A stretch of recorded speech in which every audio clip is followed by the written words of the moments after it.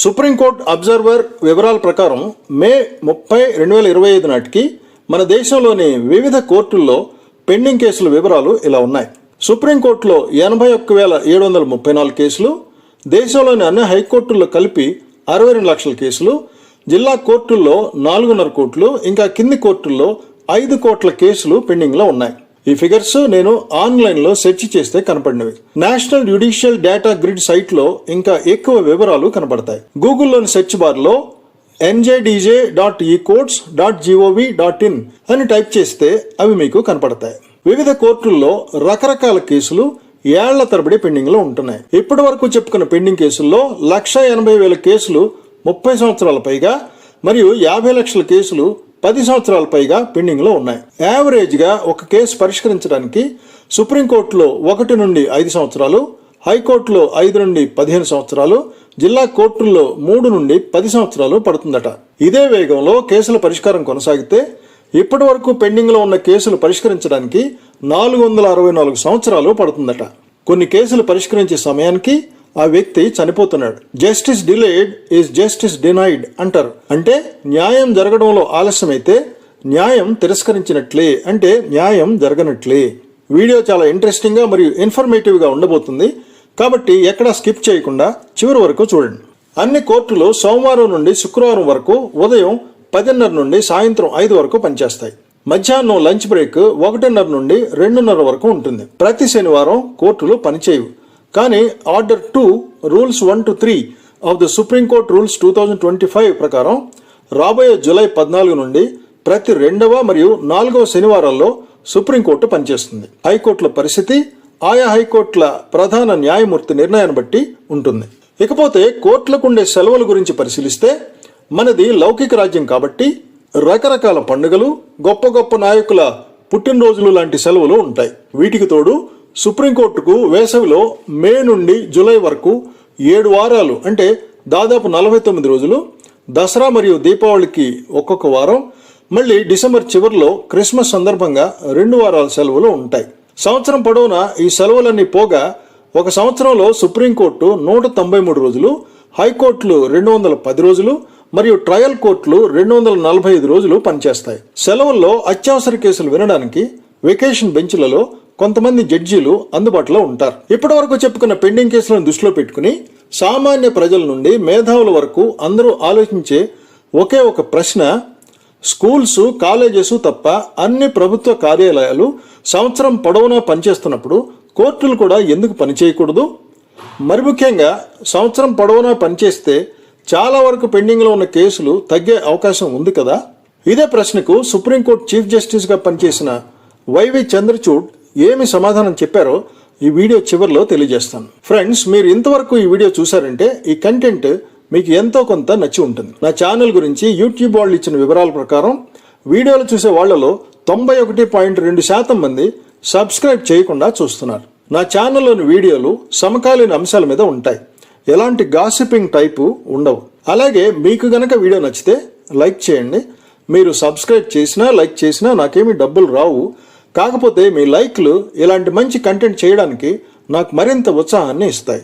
So please subscribe. అలాగే నేను పెట్టిన ప్రతి వీడియో వెంటనే మీకు కనపడాలంటే సబ్స్క్రైబ్ బటన్ పక్కనే ఉన్న బెల్ ఐకాన్ని ఆల్కి పెట్టుకోండి. ఇక టాపిక్లోకి వెళ్తే మన దేశంలో 28 రాష్ట్రాలు మరియు 8 యూనియన్ టెరిటరీస్ అనగా కేంద్ర పాలిత ప్రాంతాలు ఉన్నాయి. 28 రాష్ట్రాలు ఉన్నప్పటికీ 25 హైకోర్టులు మాత్రమే ఉన్నాయి. రాజ్యాంగంలోని 231వ అధికరణం 2 అంతకంటే ఎక్కువ రాష్ట్రాలకు ఒక హైకోర్టు ఉండడాన్ని అనుమతిస్తుంది. పంజాబ్ మరియు హర్యానా రాష్ట్రాలకు హైకోర్టు పంజాబ్లో ఉంది.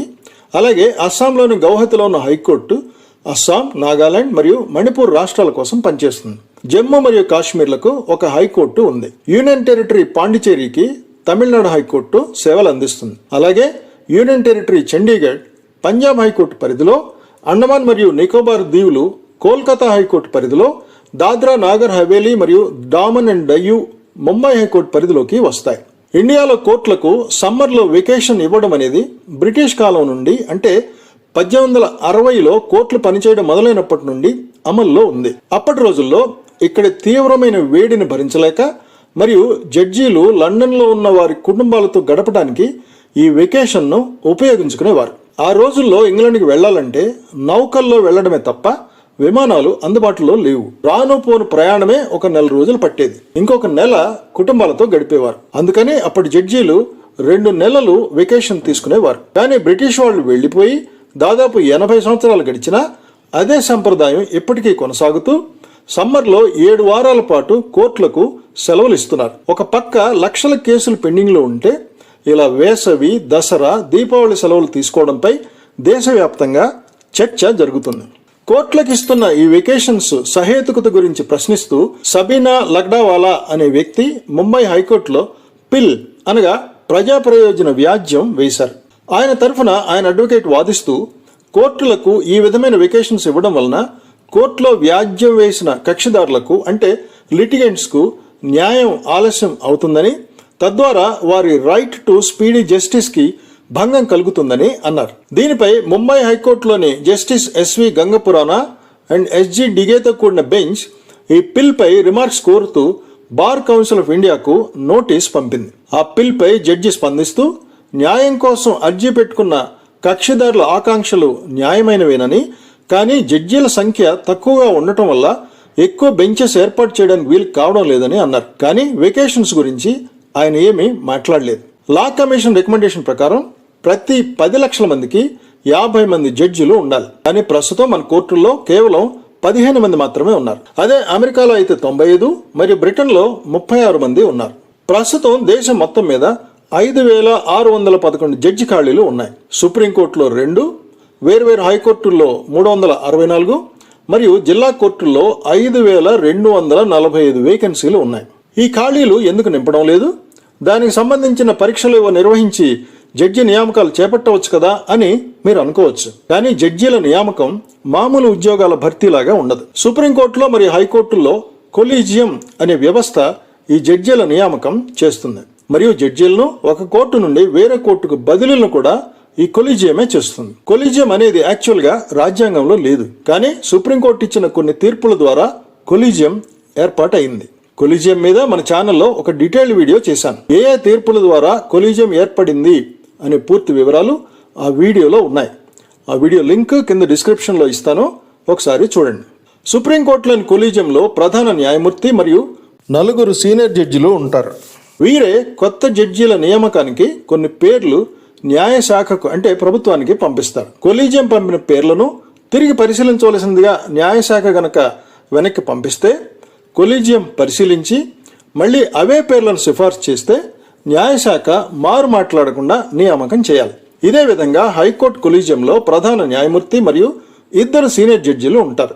వీరే ఆయా జడ్జీల నియామకాల కోసం గవర్నర్కు పేర్లు సిఫార్సు చేస్తారు. జడ్జీలను కొలీజియం ద్వారా వారే నియామకం చేసుకునే పద్ధతి సబబుగా లేదని, పారదర్శకత మరియు జవాబుదారీతనం లోపించిందని 2014లో 99వ రాజ్యాంగ సవరణ ద్వారా నేషనల్ జ్యుడిషియల్ అపాయింట్మెంట్స్ కమిషన్ ని అప్పటి బీజేపీ ప్రభుత్వం ఏర్పాటు చేసింది. తద్వారా జడ్జీల నియామకాన్ని స్ట్రీమ్లైన్ చేయాలని అప్పటి ప్రభుత్వం సంకల్పించింది. ఈ ఎన్జేఏసీలో సుప్రీంకోర్టు ప్రధాన న్యాయమూర్తి, 2 సీనియర్ జడ్జీలు, కేంద్ర ప్రభుత్వ న్యాయశాఖ మంత్రి మరియు ఈ కమిటీ సూచించే 2 ప్రముఖ వ్యక్తులు ఉంటారు. ఈ యాక్ట్ ప్రకారం ఎస్సీ, ఎస్టీ, ఓబీసీ మైనారిటీల నుండి ఒకరు, ఇంకొక మహిళను ఈ కమిటీలోకి నామినేట్ చేయవచ్చు. కానీ రాజ్యాంగం యొక్క బేసిక్ స్ట్రక్చర్ కి ఇది విరుద్ధమని, న్యాయ వ్యవస్థ స్వతంత్రతకు ఇది గొడ్డలు పెట్టు అని ఆ కమిషన్ను మరియు దానికి సంబంధించిన రాజ్యాంగ సవరణను సుప్రీంకోర్టు కొట్టివేసింది. ఇందులో న్యాయశాఖ మంత్రిని ఉంచడాన్ని సుప్రీంకోర్టు తీవ్రంగా వ్యతిరేకించింది. దీనితో ప్రభుత్వానికి న్యాయ వ్యవస్థకు గ్యాప్ వచ్చింది. ప్రభుత్వానికి మరియు న్యాయ వ్యవస్థకి ఏర్పడిన ఈ ప్రతిష్టంభన వల్ల కొత్త జడ్జీల నియామకం కోసం కొలీజియం ఏవైనా పేర్లు న్యాయశాఖకు అనగా ప్రభుత్వానికి పంపిస్తే ఆ ప్రతిపాదనను ప్రభుత్వం ఎక్కువ కాలం పెండింగ్ లో పెట్టుకోవడం మొదలైంది. పరిపాలనాపరమైన ఆలస్యం అని అనుకున్నా ఇలా పెండింగ్ లో పెట్టడం వల్ల కొత్త జడ్జీల నియామకాలు ఆలస్యమైపోతున్నాయి. ఈ విధంగా కోర్టుల్లో ఖాళీలు నింపకుండా మిగిలిపోతున్నాయి. ఇకపోతే జడ్జీల పని ఒత్తిడి ఎలా ఉంటుందంటే ఉదయం కోర్టుకు వచ్చేలోపు 7 నుండి 9 మధ్యలో కనీసం 40 నుండి 50 ఫైల్స్ చదవవలసి ఉంటుంది. 10:30 నుండి మధ్యాహ్నం 2 వరకు కేసుల హియరింగ్స్, ఆర్గ్యుమెంట్స్ విని రికార్డ్ చేయవలసి ఉంటుంది. 2 నుండి 2:30 మధ్య లంచ్ బ్రేక్. 2:30 నుండి సాయంత్రం 4 వరకు మిస్లేనియస్ కేసులు, అప్లికేషన్స్ చూడటం మరియు 4 PM to 7 PM జడ్జిమెంట్స్ రాయడం జరుగుతుంది. జడ్జీలు సమ్మర్, ఇంకా దసరా, దీపావళి, సంక్రాంతి లాంటి వెకేషన్స్ తీసుకోవడం గురించి వస్తున్న విమర్శలకు స్పందిస్తూ అప్పటి ప్రధాన న్యాయమూర్తి జస్టిస్ వైవి చంద్రచూడ్ జడ్జీలు ఈ వెకేషన్స్ని సరదాగా గడపడానికేమీ వాడరని అన్నారు. జడ్జీలు శని, ఆదివారాల్లో 2 పనులు చేస్తారని, ఒకటి తర్వాత రాబోయే సోమవారానికి సంబంధించి 70 నుండి 80 కేసులు పరిశీలిస్తారని, 2 గత వారానికి సంబంధించిన కేసులకు జడ్జిమెంట్స్ రాస్తారని, ఒక విధంగా వారంలో అన్ని రోజులు పనిచేస్తారని అన్నారు. సమ్మర్ వెకేషన్లో క్రిటికల్ కాన్స్టిట్యూషనల్ కేసెస్ లేక ఇంపార్టెంట్ క్వశ్చన్స్ ఆఫ్ లా గురించి కసరత్తు చేస్తారని, అలాగే దసరా, దీపావళి లాంటి వెకేషన్స్లో కూడా ఇలాగే బిజీగా ఉంటారని అన్నారు. ఏదేమైనా కోర్టులకు ఇవ్వబడుతున్న ఇన్ని వెకేషన్స్ గురించి దేశవ్యాప్తంగా పెద్ద చర్చే నడుస్తుంది. జడ్జీలకు ఉండే పని ఒత్తిడి మరియు ఉన్న ఖాళీలను త్వరగా నింపడం దృష్టిలో పెట్టుకుని ఈ వెకేషన్స్, మరి ముఖ్యంగా సమ్మర్ వెకేషన్ గురించి ఒక నిర్ణయం తీసుకోవాల్సిన అవసరం ఎంతైనా ఉంది. అత్యున్నత న్యాయస్థానంలోని ప్రధాన న్యాయమూర్తి, సీనియర్ న్యాయమూర్తులు మరియు న్యాయశాఖ కొత్త జడ్జీల నియామకానికి సత్వర చర్యలు తీసుకోవాలి. అలాగే ఫాస్ట్ ట్రాక్ కోర్టులను ఎక్కువగా ఏర్పాటు చేయాలి. లోక్ అదాలత్ లాంటి వాటి ద్వారా త్వరితగతిన పరిష్కరించగలిగే కేసులలో మీడియేషన్ను ప్రోత్సహించాలి. అంతిమంగా కోర్టులో ఉండే న్యాయమూర్తులైనా, ప్రభుత్వంలోని పెద్దలైనా ప్రజలందరికీ తప్పనిసరిగా జవాబుదారీగా ఉండాలి. ఎందుకంటే వారి వారి జీతభత్యాలు ప్రజలు కడుతున్న వివిధ రకాల పన్నుల నుండే చెల్లిస్తారు. కారణాలేమైనా కేసుల పరిష్కారంలో జరుగుతున్న విపరీతమైన ఆలస్యం వలన కోర్టులపై నమ్మకం సన్నగిలుతుంది. దానిని నిలబెట్టాల్సిన బాధ్యత కోర్టులు మరియు ప్రభుత్వం పైన ఉంది.